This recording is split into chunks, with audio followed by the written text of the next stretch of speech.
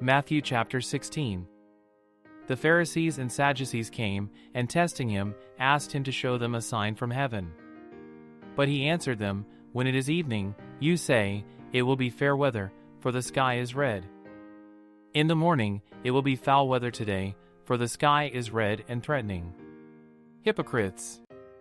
You know how to discern the appearance of the sky, but you can't discern the signs of the times. An evil and adulterous generation seeks after a sign, and there will be no sign given to it, except the sign of the prophet Jonah. He left them and departed. The disciples came to the other side and had forgotten to take bread. Jesus said to them, Take heed and beware of the yeast of the Pharisees and Sadducees. They reasoned among themselves, saying, We brought no bread. Jesus, perceiving it, said, Why do you reason among yourselves, you of little faith, because you have brought no bread? Don't ye yet perceive or remember the 5 loaves for the 5,000, and how many baskets you took up? Or the 7 loaves for the 4,000, and how many baskets you took up?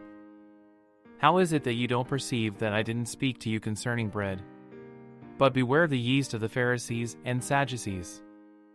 Then they understood that he didn't tell them to beware of the yeast of bread, but of the teaching of the Pharisees and Sadducees. Now when Jesus came into the parts of Caesarea Philippi, he asked his disciples, saying, Who do men say that I, the Son of Man, am? They said, Some say John the Baptizer, some, Elijah, and others, Jeremiah or one of the prophets. He said to them, But who do you say that I am?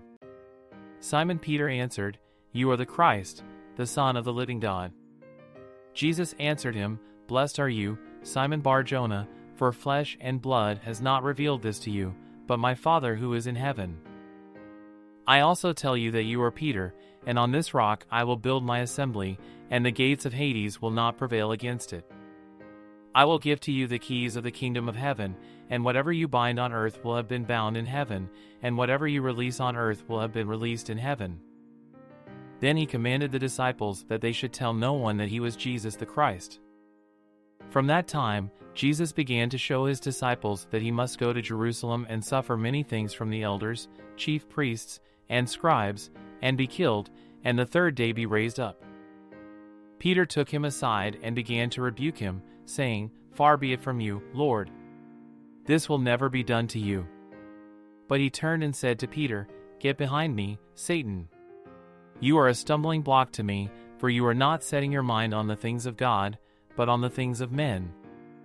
Then Jesus said to his disciples, If anyone desires to come after me, let him deny himself, take up his cross, and follow me. For whoever desires to save his life will lose it, and whoever will lose his life for my sake will find it. For what will it profit a man if he gains the whole world and forfeits his life? Or what will a man give in exchange for his life?